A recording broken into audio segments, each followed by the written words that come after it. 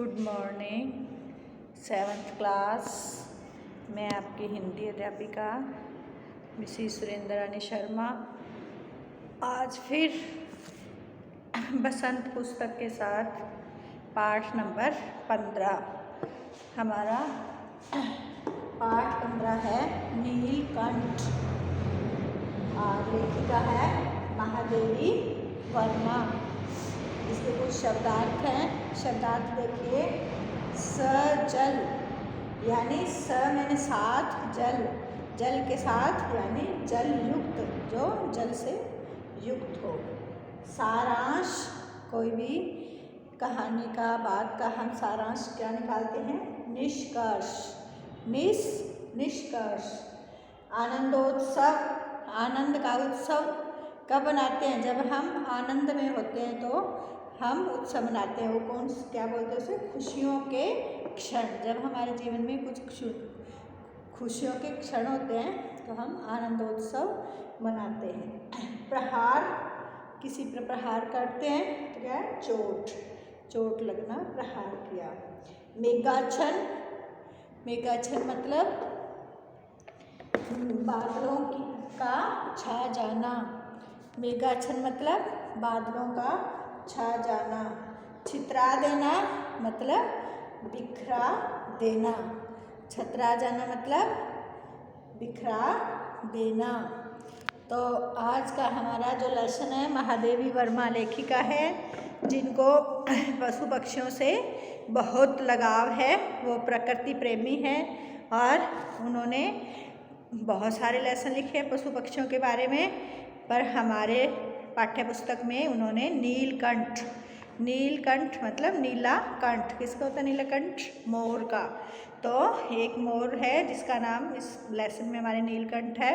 उसके ओतप्रोत और पूरा जो अपने घर में पशुपालन का एक बाड़ा बना रखा है या चिड़ियाघर टाइप बना रखा है महादेवी वर्मा ने।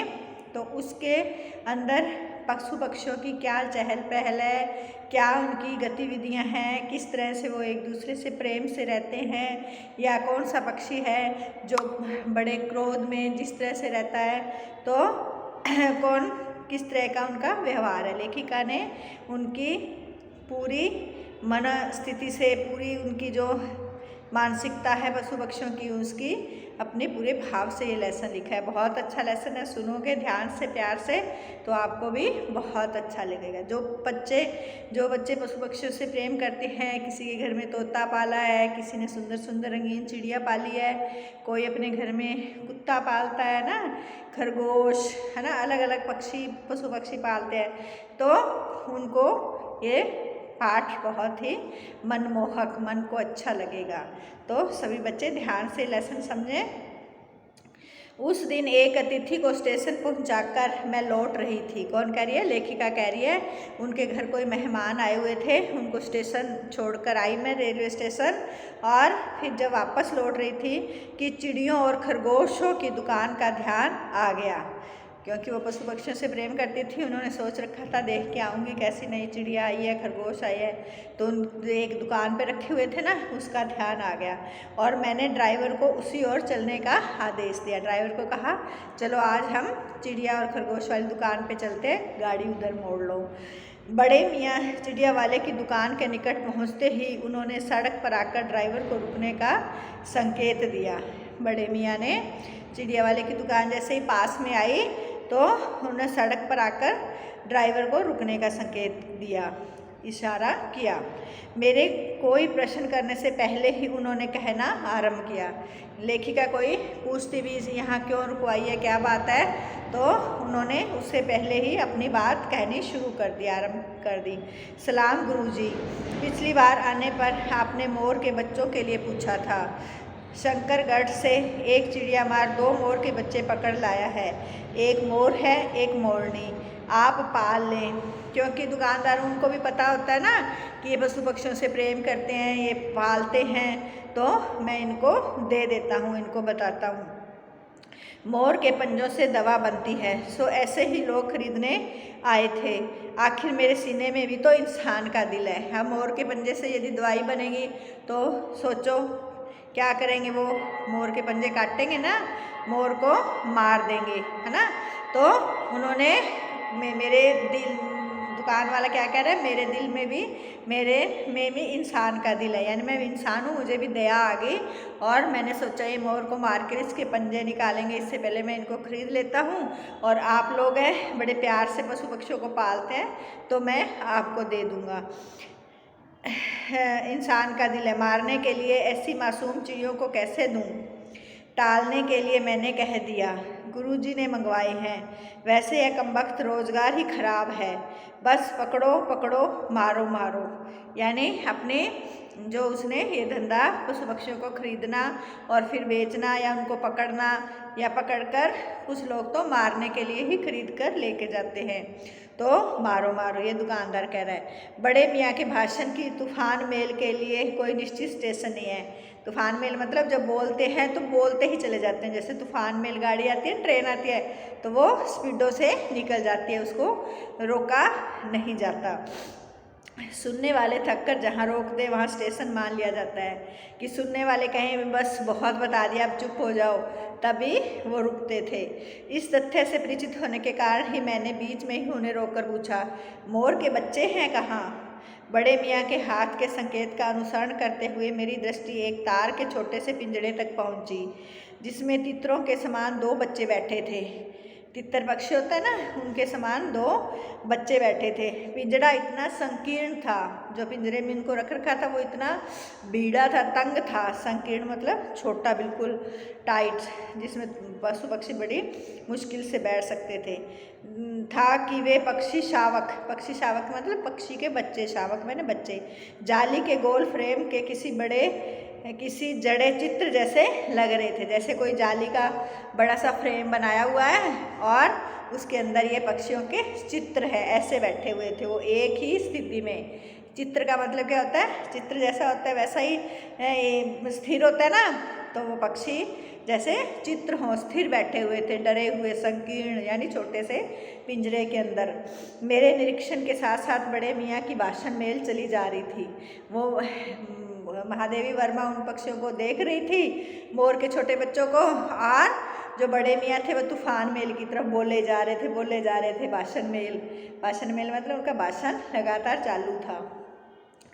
ईमान कसम गुरुजी, चिड़ियावार ने मुझसे इस मोर के जोड़े के नगद 30 रुपये लिए हैं, यानी वो बता रहा है कि मैंने खुद 30 रुपये में खरीदे, तो आप तो मुझे ज़्यादा ही दोगे। रहा कहा, भाई जरा सोच लो। रहा कहा, भाई जरा सोच लो, अभी इसमें मोर की कोई खासियत भी है कि तू इतनी बड़ी कीमत ही मांगने चला? पर वह मुंजी क्यों सुनने लगा? मुंजी यानी कंजूस। आपको ख्याल करके छता पछता कर देना ही पड़ा। अब आप तो मुनासिब समझें। अस्तु 30 चिड़ियामार के नाम के और 5 बड़े मियाँ के इनाम के देखकर जब मैंने वह छोटा पिंजरा कार में रखा, तब मानो वह जाली के चौखट का चित्र जीवित हो उठा। जाली का चौखट का चित्र मतलब जाली के अंदर जो स्थिर बैठे थे मोर के बच्चे, वो थोड़े हिले डुले, मतलब जीवित है, इसका मतलब जीवित हो गया। चित्र जीवित हो गया मतलब वो पक्षी हिले डुले, पहले स्थिर बैठे हुए थे चौखट के अंदर। चौखट का चित्र यानी उसके चारों अंदर बंद था जो। दोनों पक्षी के बच्चों के छटपटाने से लगता था मानो पिंजड़ा ही सजीव और उड़ने योग्य हो गया, यानी दोनों छटपटाने लगे बाहर निकलने के लिए। तो ऐसे लग रहा था जैसे पिंजरा ही जिंदा हो गया। सजीव मैंने जिंदा, जिसमें जान होती है। घर पहुंचने पर सब कहने लगे तितर है, मोर कहकर ठग लिया, क्योंकि वो मोर के बच्चे तितर जैसे ही लग रहे थे ना, पहले भी देखा था जब, तो सारे जो घर पे लोग थे, उनके परिवार था, वो कहने लगे आपको मोर कहकर ठग लिया, ये मोर नहीं, ये तितर के बच्चे हैं। कदाचित अनेक बार ठगे जाने के कारण ही ठगे जाने की बात मेरे चिढ़ जाने की दुर्बलता बन गई। हर बार जब वो कुछ पक्षी लेके आते ना घर पर, हर बार उसे यही कहा जाता कि आपको ठग लिया गया, तो वो चिढ़ जाती थी। ये उसकी कमजोरी बन गई थी, दुर्बलता बन गई थी, मतलब कमजोरी। अप्रसन्न होकर मैंने कहा, मोर के क्या सुरखाव के पर लगे हैं तो पक्षी ही, जैसे कोई बात नहीं, मुझे तो पक्षियों से प्यार है। मोर के कौन सा सोने के पर लगे होते हैं, सुरखाब के पर यानी स्वर्ग में ले जाए जो, ऐसा पक्षी। पर मुझे तो पक्षियों से प्रेम है तो पक्षी ना, कोई बात नहीं, मोर नहीं है तो क्या हुआ। चिढ़ा दिया जाने के कारण ही संभवतः उन दोनों पक्षियों के प्रति मेरे व्यवहार और यत्न में कुछ विशेषता आ गई, यानी हम मैं उन दोनों पक्षियों को सारे और अन्य पक्षियों से अधिक अच्छे से उनके साथ व्यवहार करने लगी, और विशेष तौर पर, खास तौर पर पहले अपने पढ़ने लिखने के कमरे में उनका पिंजरा रखकर उसका दरवाज़ा खोला, फिर 2 कटोरी में सत्तू की छोटी छोटी गोलियां और पानी रखा। वे दोनों चूहेदानी जैसे पिंजरे से निकलकर कमरे में मानो खो गए, कभी मेज़ के नीचे घुस गए, कभी अलमारी के पीछे।